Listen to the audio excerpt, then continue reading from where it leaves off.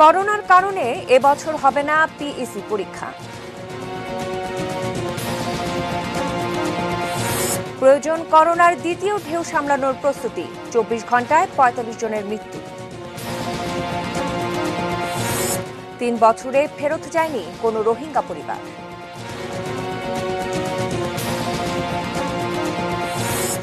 চলে গেলেন মুক্তিযুদ্ধের বীর সেনানী সিআর দত্ত।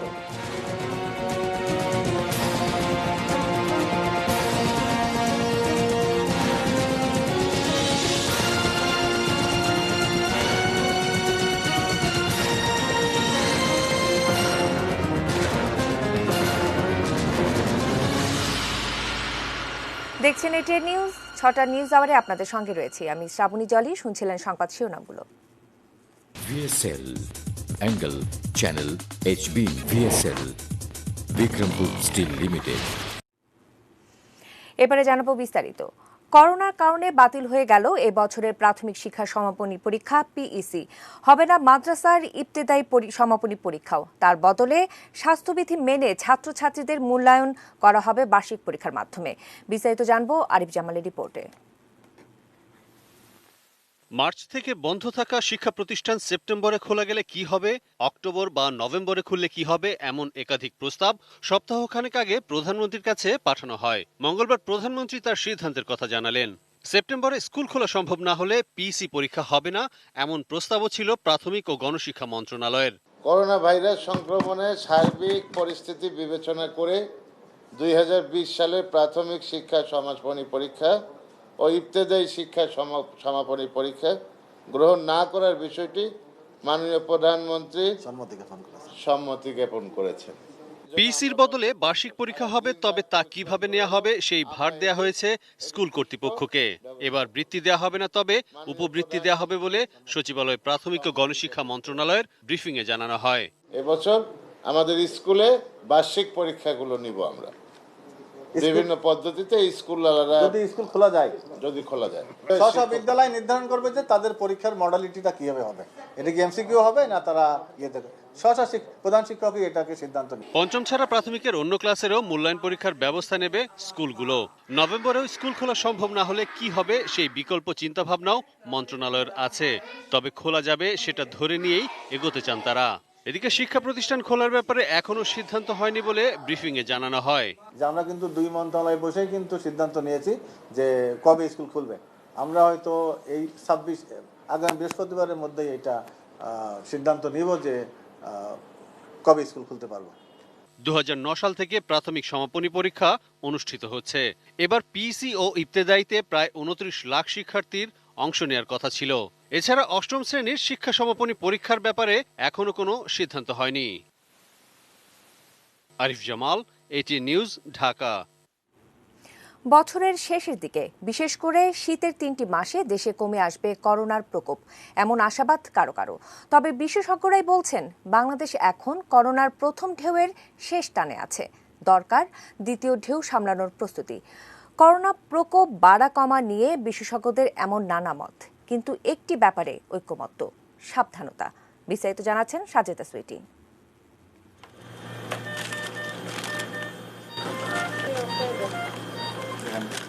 শুরুতে ছিল সীমাহীন আতঙ্ক, এখন স্বাভাবিক জীবনে ফেরার তারা। প্রথম ওয়েভ বা দ্বিতীয় ওয়েভ বোঝেন না সাধারণ মানুষ, কঠিন কথায় আগ্রহও নেই। করোনা ঠিক কবে দূর হবে সেই প্রশ্নের উত্তরটাই চান সোজা করে, কিন্তু প্রশ্নটা সহজ হলেও উত্তরটা এখনো খুব কঠিন। হাসপাতালগুলো থেকেও করোনা ডেডিকেশনের বাধ্যবাধকতা উঠেছে, কিন্তু আগের মতোই আসছেন করোনা রোগীরা, সেবা নিচ্ছেন। রোগীদের সংখ্যা কিন্তু কমে যায়নি, আগের মতোই আছে। আমাদের মানুষজন জীবিকার প্রশ্নে বা ঘোরাফেরা করছে, যারা স্বাস্থ্য সুরক্ষা মেনে চলছে না, তারপরও যে হারে বৃদ্ধি হওয়ার কথা ছিল সেই হারে কিন্তু বৃদ্ধি হচ্ছে বলে আমার মনে হয় না। শুরু থেকে আসার কথাই শোনাতে চেয়েছেন সার্সের কুইক টেস্টের আবিষ্কারক অণুজীব বিজ্ঞানী ডক্টর বিজন কুমার শীল। করোনার এই পর্যায়ে তার হিসেব বলছে শীতের আগেই কমবে করোনার প্রকোপ। তবে আমার ধারণা যে ইনফেকশনটা ধীরে ধীরে কমে আসছে, কারণ এই যে যাদের মধ্যে অ্যান্টিবডি এসছে বা যাদের মধ্যে যারা ইনফেক্টেড হওয়ার পর সেরে গেছে এবং যাদের মধ্যে অল্প মাত্রা ইনফেকশন হয়েছে অথবা যারা জানেই না ভাইরাস তাদের সংস্পর্শে এসছে, এদের সংখ্যা কিন্তু নেহাত কম না। এবং এরাই কিন্তু একটি পর্যায়ে ভাইরাসের মাল্টিপ্লিকেশনকে বন্ধ করে দেবে। এবং আমার আশা শীতের মৌসুমে আমরা হয়তোবা অধিকাংশ মানুষ আমাদের জনগোষ্ঠী এই রোগের হাত থেকে মুক্তি পাবে। করোনা ওয়েভের হিসেবটা বেশ জটিল, বিদেশের সঙ্গে বাংলাদেশকে পুরো মেলানোও যায় না। তবু পরিস্থিতি বিশ্লেষণে বিশেষজ্ঞদের অনুমান, দেশে করোনার প্রথম ওয়েভটা টেনে টুনে শেষের দিকে, দ্বিতীয় ওয়েভ সামলাতে হবে নির্ভুল প্রস্তুতিতে। আমাদের ফার্স্ট ওয়েভটা হয়তো একটা শেষের দিকে যাচ্ছে, থ্রু মিউটেশন এটা কিছুটা কিন্তু ওর ফাইটিং পাওয়ারটা বা ভিরুলেন্সটা কমে আসছে। এখন সেকেন্ড ওয়েভ বলতে হলে নাম্বার অফ কেস কিন্তু গ্রাজুয়ালি বাড়তে হবে এবং এটা একটা স্থিতি অবস্থায় থাকতে হবে। শুধু কোভিডের জন্য না, যে কোনো ডিজিজের জন্য এখন সার্ভেলেন্স তৈরি করা দরকার। সেটা আমাদের চিকিৎসার প্রস্তুতি করতে পারবো না, দ্বিতীয় ওয়েভের প্রস্তুতি করতে পারবো না আমরা, এমনকি টেস্টের সেন্সিটিভিটি, স্পেসিফিসিটি, ডায়াগনোসিসের সেন্সিটিভিটি, স্পেসিফিসিটি এগুলো কোনোটাই নির্ধারণ করতে পারবো না যদি না আমরা সেটা জানি। করোনা বৈশ্বিক মহামারী, সবাই নাকাল, এখনো নেই কোনো অব্যর্থ ভ্যাকসিন। তবু বাঁচার কটা সহজ উপায় যে পাওয়া গেছে, সেগুলোতেও অনেকের গাফিলতি, অনীহা, নানা অজুহাত। আতঙ্ক তাড়ানোর উৎসাহ দিলে কেউ কেউ সতর্কতাও ছেড়ে দেন। অথচ বিশেষজ্ঞরা বারবারই সাবধান করছেন, আপাতত আঁকড়ে থাকতে হবে মাস্ক ও হাত ধোয়ার অভ্যাসটা। যত বেশি নন ক্লিনিক্যাল ফর্ম ইনফেকশন হবে, তত কিন্তু ভাইরাসের উৎপাদন কম হবে এবং পরিমাণ ভাইরাসের বাতাসের পরিমাণ কমে আসবে। Sajida Sweety, ATN news, Dhaka. জানাবো দেশের আজকের করোনা পরিস্থিতি। করোনায় দেশে আরও ৪৫ জনের মৃত্যু হয়েছে। এ নিয়ে করোনায় আক্রান্ত হয়ে মোট মৃত্যু হল ৪,০২৮ জনের। মঙ্গলবার করোনা পরিস্থিতি নিয়ে সংবাদ বিজ্ঞপ্তিতে এই তথ্য জানায় স্বাস্থ্য অধিদপ্তর। ২৪ ঘণ্টায় দেশের ৯১টি ল্যাবে ১৪,১৫৩ জনের নমুনা পরীক্ষা করা হয়েছে। তাতে নতুন করে করোনা শনাক্ত হয়েছে ২,৫৪৫ জনের। ২৪ ঘণ্টায় শনাক্তের হার ১৭.৯৮%। এই পর্যন্ত মোট শনাক্তের সংখ্যা ২,৯৯,৬২৮। সবশেষ ৩,৮৮১ জনকে নিয়ে মোট সুস্থ হওয়া রোগীর সংখ্যা ১,৮৬,৭৫৬।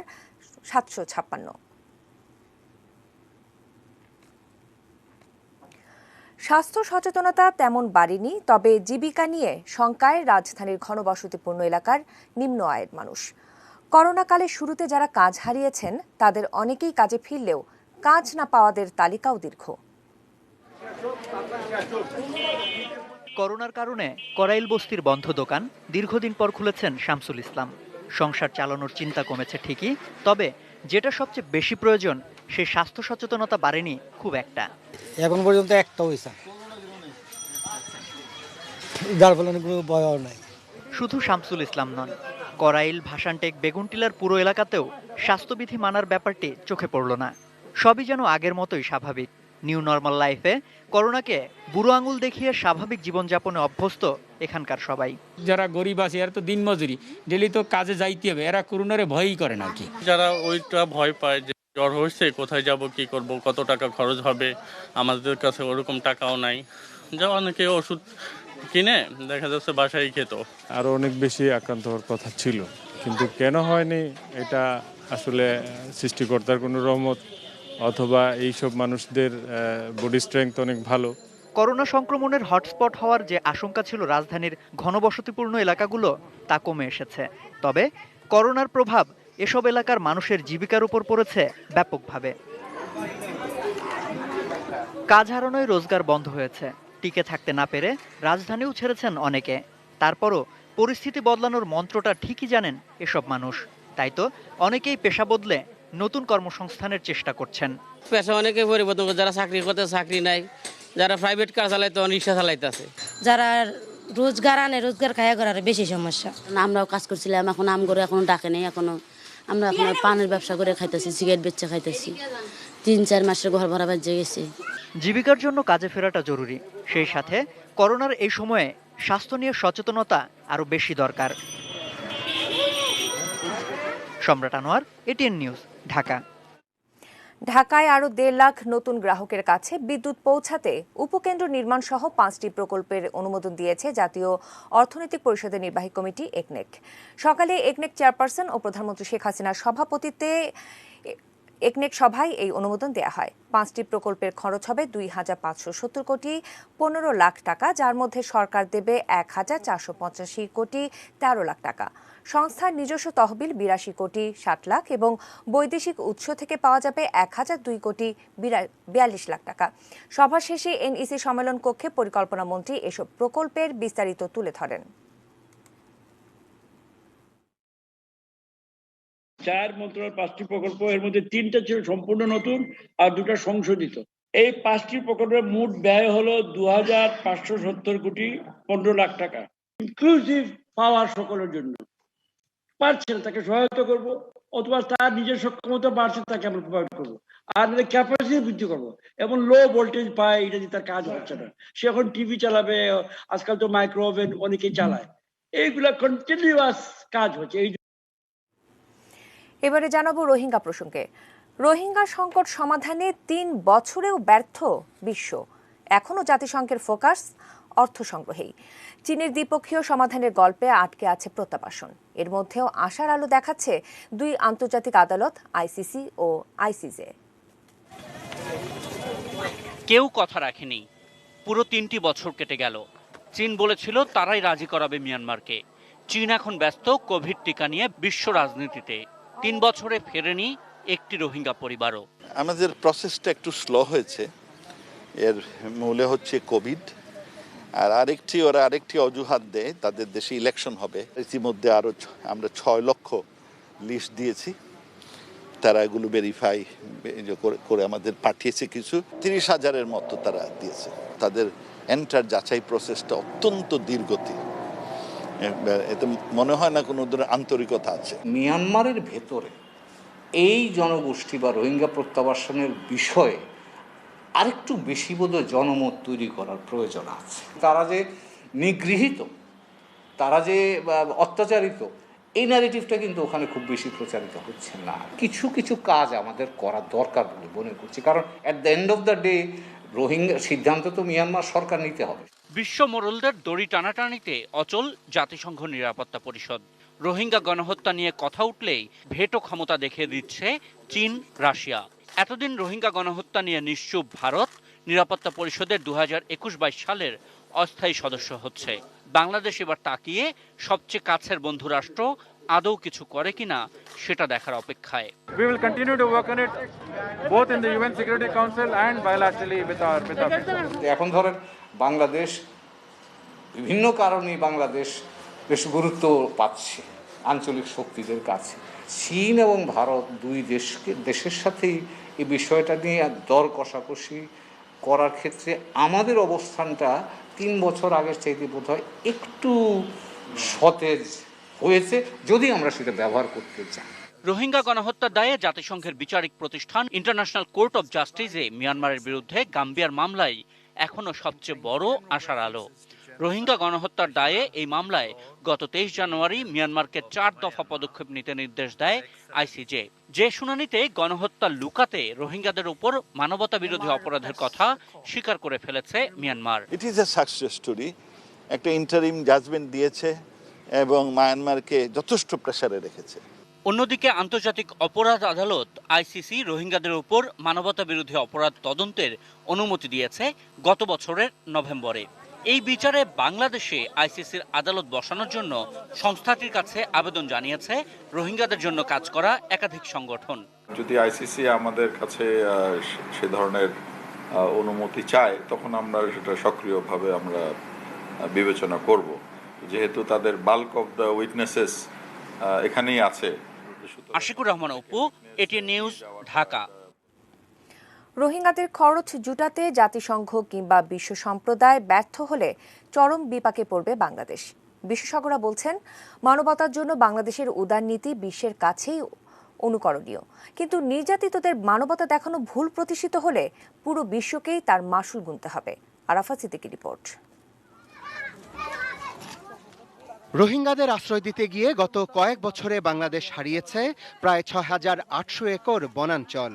এর মধ্যে কয়েকশো বছরের পুরনো প্রাকৃতিক বন রয়েছে প্রায় 4,200 একর। বন বিভাগের তথ্য অনুযায়ী বন ও জীববৈচিত্র্যের যে ক্ষতি হয়েছে তার আর্থিক মূল্য প্রায় 2,000 কোটি টাকা। Deforestation in the hilly areas increased the risk of landslides, raised the threats of flash floods, and intensified the likelihood of damages from cyclones.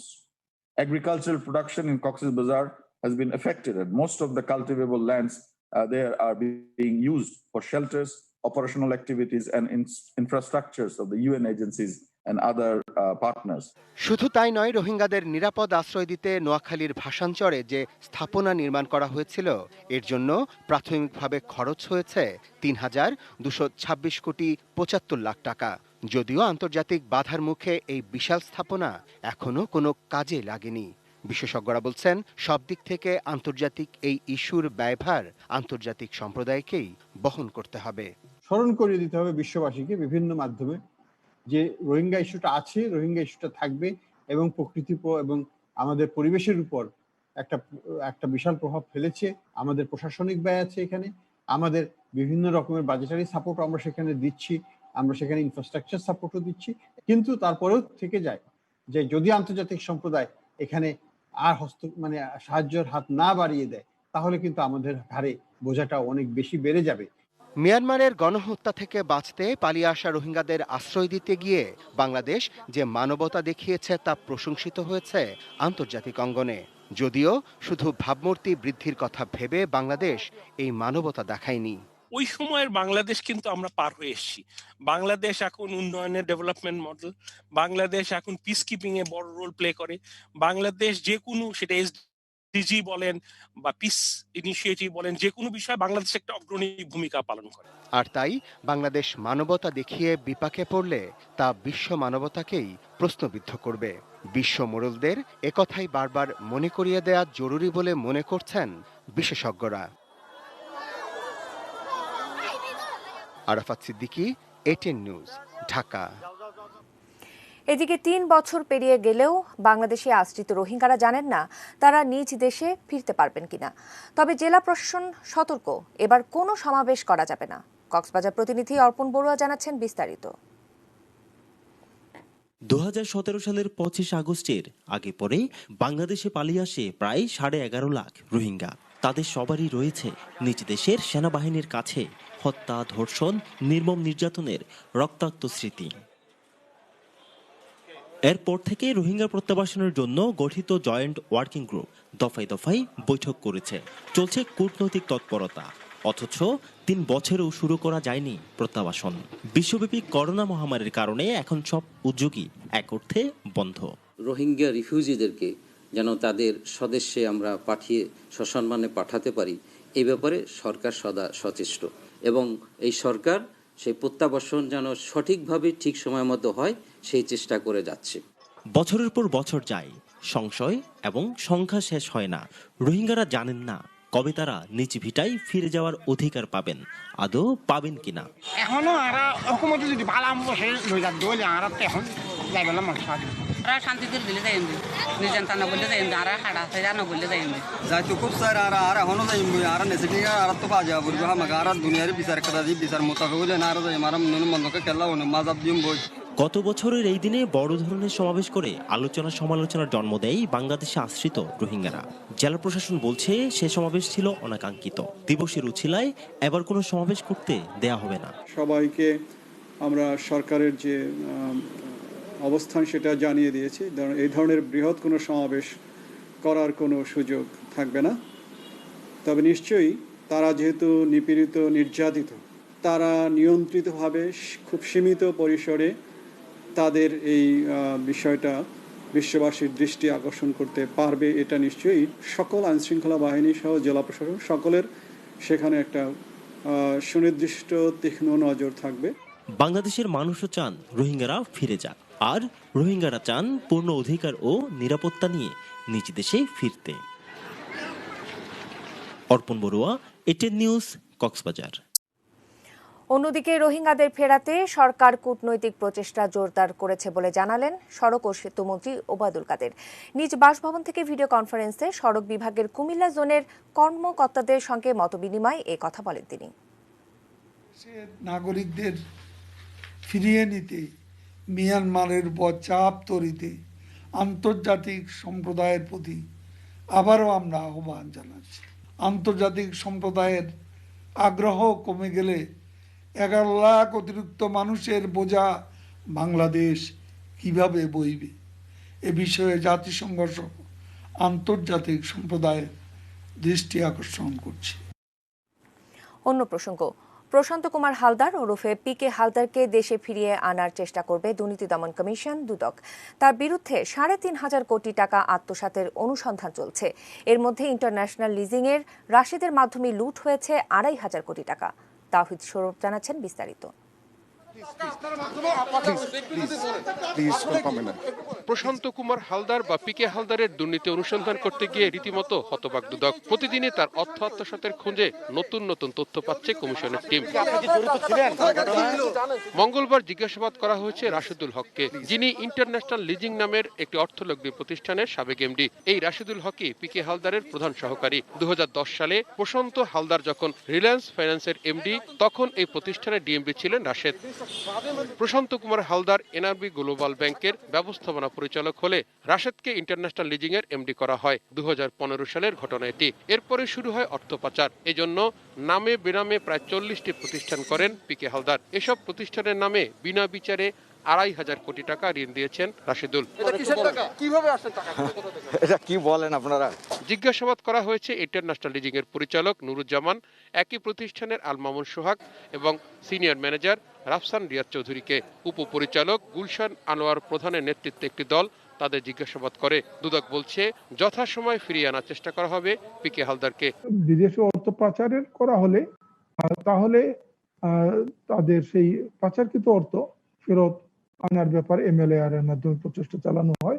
যদি অভিযোগ প্রমাণের পরে যখন মামলা হবে, মামলা রুজু করার পরে যদি ফিরিয়ে আনার প্রয়োজন হয়, তাকে দেখা যায় যদি অভিযোগ প্রমাণিত হয় তাহলে তাকে আদালতের মাধ্যমে তাকে ফেরত আনা হবে। পিকে হালদারের অর্থ আত্মসাৎ ঘটনায় এ পর্যন্ত 83টি অ্যাকাউন্ট ফ্রিজ করা হয়েছে।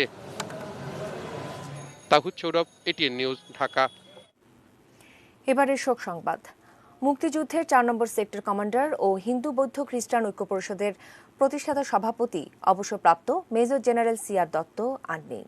যুক্তরাষ্ট্রের ফ্লোরিডার এক হাসপাতালে চিকিৎসাধীন অবস্থায় সকাল 9:30টায় তিনি মারা যান।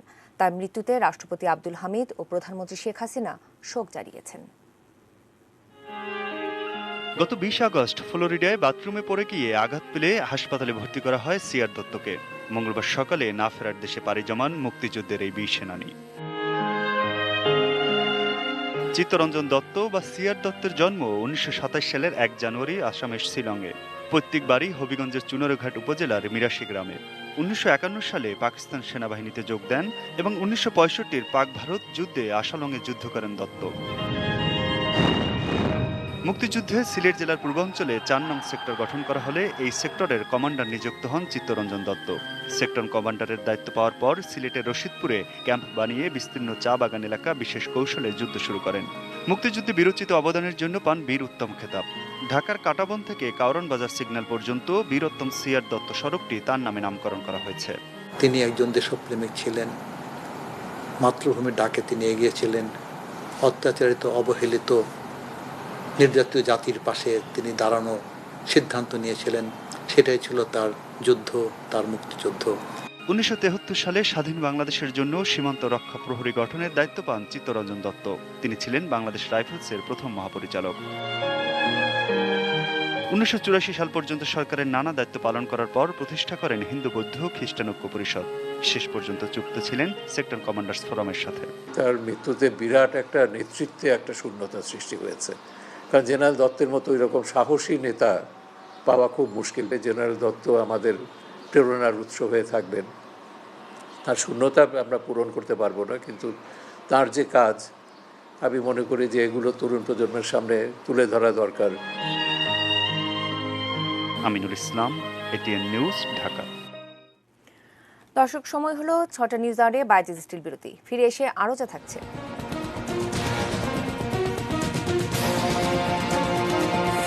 সিরাজুল ইসলাম হাসপাতালকে 30 লাখ টাকা জরিমানা।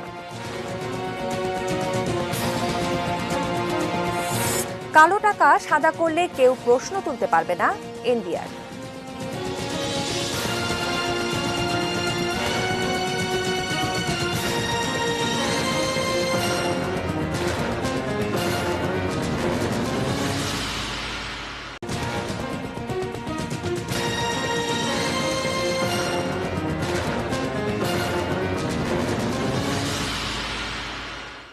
6টা নিউজ আওয়ারে আরও একবার আমন্ত্রণ জানাবো দেশের আরও কিছু খবর। টেস্টের ভুয়া রিপোর্ট, মেয়াদ উত্তীর্ণ রিএজেন্ট ও টেস্টিং কিট ব্যবহার সহ নানা অনিয়মের অভিযোগে মালিবাগের সিরাজুল ইসলাম মেডিকেল কলেজ হাসপাতালকে 30 লাখ টাকা জরিমানা করেছে র্যাবের ভ্রাম্যমাণ আদালত। দুপুর 12:30টায় হাসপাতালটিতে অভিযান শুরু হয়। স্বাস্থ্য অধিদপ্তর ও মন্ত্রণালয়ের টাস্কফোর্সও সমন্বিতভাবে এই অভিযানে অংশ নিয়েছে। হাসপাতালটি অন্য হাসপাতাল থেকে বিভিন্ন পরীক্ষা করে নিজেদের প্যাডে রিপোর্ট দিত। রক্ত সংরক্ষণও সঠিক তাপমাত্রায় করা হয়নি বলে অভিযোগ পাওয়া যায়। পাশাপাশি কোভিড রোগীর চিকিৎসার ক্ষেত্রে কোনো নিয়ম মানছে না এই হাসপাতালটি। একই জায়গায় করোনা আইসিইউ ল্যাব এবং করোনা ইউনিট তৈরি করে সেবা দিচ্ছিল হাসপাতালটি। মাইক্রোবায়োলজি ল্যাবে মাইক্রোবায়োলজি স্যাম্পলগুলি যে প্রক্রিয়া টেস্ট করা হচ্ছে 48 ঘন্টা থেকে 72 ঘন্টা রাখার কথা, কিন্তু সেখানে মাত্র 8 থেকে 10 ঘন্টা তারা রেখে কিন্তু রিপোর্টে উল্লেখ করতেছে যে 48 ঘন্টা রাখা হয়েছিল। একটা পেট্রি ডিশে একজন রোগীর স্যাম্পল দিয়ে টেস্ট করার কথা, কিন্তু সেখানে আমরা দেখলাম যে প্রত্যেকটা পেট্রি ডিশে 3 জন করে আপনার 3 জনের স্যাম্পল দেওয়া হচ্ছে। যার ফলে হচ্ছে কি কোনোভাবেই কোনো অথেন্টিক রিপোর্ট এখানে তৈরি হয় না। কোভিড ইউনিটের পাশে আইসিইউ রয়েছে এবং আইসিইউতে আমরা প্রচুর পরিমাণে এক্সপার্ট সার্জিক্যাল আইটেম পেয়েছি এবং এখানে কোভিডের যে প্রোটোকল রয়েছে কোভিড হাসপাতালের, সেই প্রোটোকলটি পুরোপুরি মানা হচ্ছে না। এনবিআর প্রসঙ্গ, কালো টাকা সাদা করলে কেউ প্রশ্ন তুলতে পারবে না, এমনকি দুদকও না। একথা জানালেন এনবিআর চেয়ারম্যান আবু হেনা মোহাম্মদ রহমাতুল মুনিম। তিনি বললেন, ভ্যাট ফাঁকি ঠেকাতে দোকানে বসানো হচ্ছে ইলেকট্রিক্যাল ফিসকাল ডিভাইস নামক নতুন মেশিন। কালো টাকা বৈধ কিংবা অবৈধ, যার উপর কোনো কর দেয়া হয় না, অর্থনীতিতে সেটাই কালো টাকা। দেশে কত কালো টাকা আছে তার সঠিক হিসাব নেই, তবে অর্থনীতি নিয়ে যারা কাজ করেন তাদের হিসাব দাবি করছে মোট দেশজ উৎপাদনের বড় অংশই কালো টাকা। আড়ালে থাকা সেই কালো টাকা প্রকাশ্যে আনতে চায় সরকার, তাই কয়েক বছর ধরেই দিচ্ছে সাদা করার সুযোগও, কিন্তু সাদা হয়েছে কমই। 15টি অর্থ বছরে মাত্র সাদা হয়েছে 14,000 কোটি টাকা। অপরিশোধিত অর্থের সারাটা পাচ্ছি না, তেমন আমরা তেমন সারা পাচ্ছি না বা পাইনি এখন পর্যন্ত মনে হয়, যতদূর জানি। অভিযোগ আছে কেউ কালো টাকা সাদা করলেও দুদক সহ সরকারের অন্যান্য দপ্তর থেকে নানা প্রশ্ন করা হয়। তবে এনবিআর চেয়ারম্যান আশ্বাস দিয়ে বলছেন, আর কোনো প্রশ্ন নয়। এই ক্ষেত্রে যেটা হয় যে অনেকে ভয় পায় যে আমার এই অপরিশোধিত অর্থ এই এনবিআর হয়তো বলল যে প্রশ্নের উত্থাপন করবে না, কোথা থেকে এই অপরিশোধিত অর্থ আসলো বা তার উৎস সম্পর্কে প্রশ্ন করবে না, কিন্তু তারপরে তার মনের ভিতরে ভয় থেকে অন্য প্রতিষ্ঠান যদি প্রশ্ন করে, ইন্ডিমেন্টে দিয়ে দিচ্ছে যে কোনো প্রতিষ্ঠান এটা নিয়ে কোনো প্রশ্ন করতে পারে না। যদি কোনো প্রতিষ্ঠান এটা নিয়ে কোনো প্রশ্ন করে তাহলে সে সোজা যে আদালতে রিট করবে। এর আগে তিনি উদ্বোধন করলেন নতুন VAT machine, electronic fiscal device. আপাতত দেয়া হচ্ছে ঢাকা ও চট্টগ্রামের 100 দোকানে। জুনের মধ্যে দেয়া হবে আরও 1 লাখ মেশিন। এর ফলে এনবিআর সরাসরি তাৎক্ষণিকভাবে দেখতে পারবে কে কত কেনা বেচা করলো আর গ্রাহক কত ভ্যাট দিল। থাকবে না ভ্যাট ফাঁকির সুযোগও। গোলাম কাদের বাবু, এটিএন নিউজ, ঢাকা। জানাবো সোশ্যাল ইসলামী ব্যাংক লিমিটেড বাণিজ্য সংবাদ।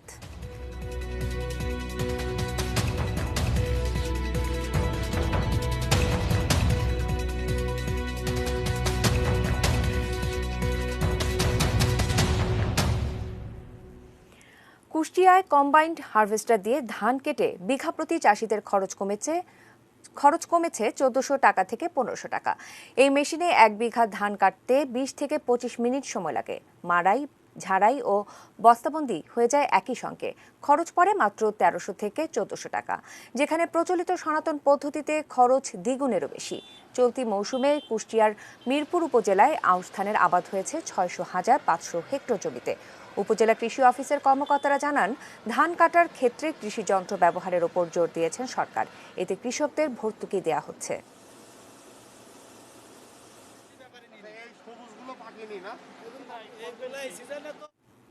এবারে মেটাল প্রেজেন্স কৃষি সংবাদ, সুজলা সুফলা।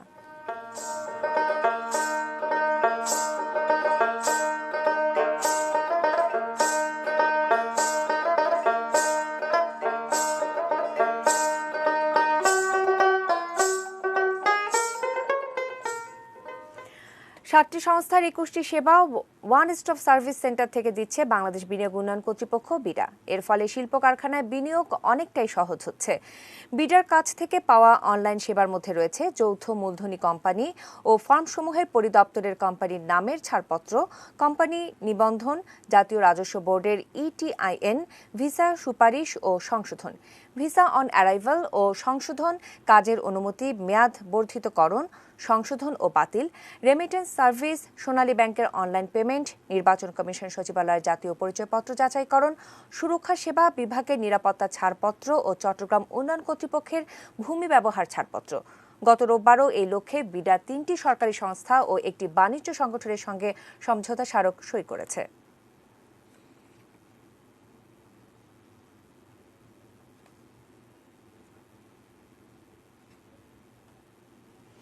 ছটা নিউজ আরে নিচ্ছি ছোট একটি বিরতি, সঙ্গেই থাকুন।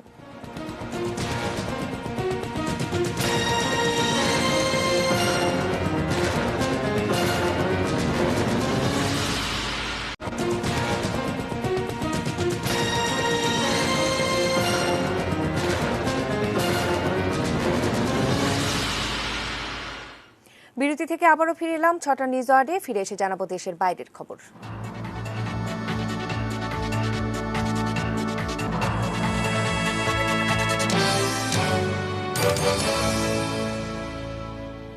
ভারতে আগামী 6 মাসের জন্য কংগ্রেসের অন্তর্বর্তীকালীন সভাপতি হিসেবে দায়িত্ব পালন করবেন সোনিয়া গান্ধী। এরপর ভোটাভুটির মাধ্যমে নতুন সভাপতি বাছাই করা হবে। সোমবার দলটির ওয়ার্কিং কমিটির 7 ঘণ্টার বৈঠক শেষে এই সিদ্ধান্ত হয়েছে। বৈঠকে সোনিয়া গান্ধীকে অন্তর্বর্তী সভাপতি হিসেবে কার্যভার সামলানোর প্রস্তাব দেন সাবেক প্রধানমন্ত্রী মনমোহন সিং। তার এই প্রস্তাব সর্বসম্মতিক্রমে গৃহীত হয়। এর আগে রোববার অন্তর্বর্তী সভাপতির পদে আর থাকতে চান না বলে জানিয়েছিলেন সোনিয়া। মূলত তার এই চিঠির কারণেই সোমবার দলের ওয়ার্কিং কমিটির জরুরি বৈঠক ডাকা হয়। এর আগে রাহুল গান্ধী জানিয়েছিলেন তিনি আর কংগ্রেস সভাপতির পদে ফিরতে চান না, বরং দলের হয়ে কাজ চালিয়ে যাবেন। গত শনিবার দলীয় অন্তর্কোন্দল ও নেতৃত্ব সংকট নিয়ে সোনিয়া গান্ধীর কাছে চিঠি দেন কংগ্রেসের জ্যেষ্ঠ 23 নেতা। তৃণমূলে অসন্তোষ তৈরি হওয়ায় দলীয় কার্যক্রমে শৃঙ্খলা থাকছে না বলেও চিঠিতে দাবি করা হয়। জানাবো খেলার খবর।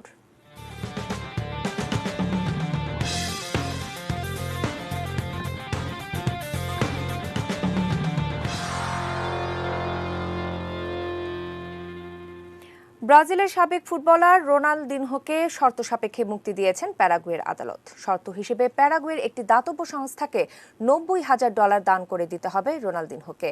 ফলে নিজ দেশে ফিরে যেতেও আর কোনো বাধা থাকল না। গত মার্চে জাল কাগজপত্র নিয়ে প্যারাগুয়েতে প্রবেশ করেন সাবেক এই ফুটবলার। পালাজো ক্যাসিনোর মালিক নেলসন বেলত্তির আমন্ত্রণে একটি দাতব্য সংস্থার শুভেচ্ছা দূত হিসেবে কাজ করার জন্য প্যারাগুয়েতে আসেন রোনালদিনহো। দেশটির অভিবাসন মন্ত্রণালয়ের অভিযোগ, পাসপোর্টে রোনালদিনহোর নাম, জন্মস্থান, জন্ম তারিখ ঠিক থাকলেও নাগরিকত্বের জায়গায় ব্রাজিলের বদলে লেখা ছিল প্যারাগুয়ে। এই অপরাধে সাবেক ফুটবলার রোনালদিনহোকে গ্রেফতার করে দেশটির পুলিশ। গত 5 মাস ধরে সেখানে আটক ছিলেন রোনালদিনহো। খেলার খবর জানিয়ে শেষ করব ছটা নিউজ আওয়ার, তবে তার আগে শিরোনামগুলো জানিয়ে দিচ্ছি আরো একবার।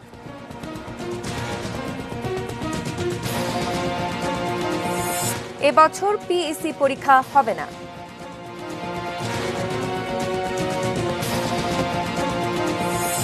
করোনার দ্বিতীয় ঢেউ সামনে, 24 ঘন্টায় 45 জনের মৃত্যু। একজন রোহিঙ্গাও ফেরত যায়নি 3 বছরে।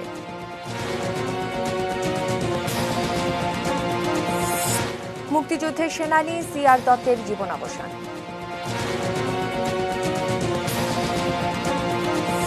সিরাজুল ইসলাম হাসপাতালকে 30 লাখ টাকা জরিমানা।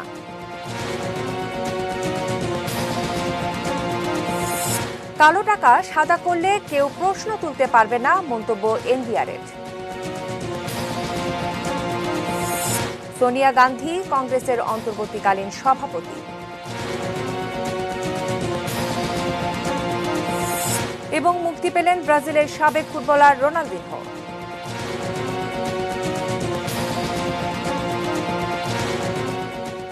দর্শক, এই ছিল ছটা নিউজ আওয়ার। সঙ্গে থাকুন, দেখতে থাকুন এটিএন নিউজ। আর এটিএন নিউজের ব্রেকিং নিউজ আপনার মোবাইলে পেতে টাইপ করুন STR টেস্টেশন এবং পাঠিয়ে দিন 5959 এই নম্বরে। ধন্যবাদ।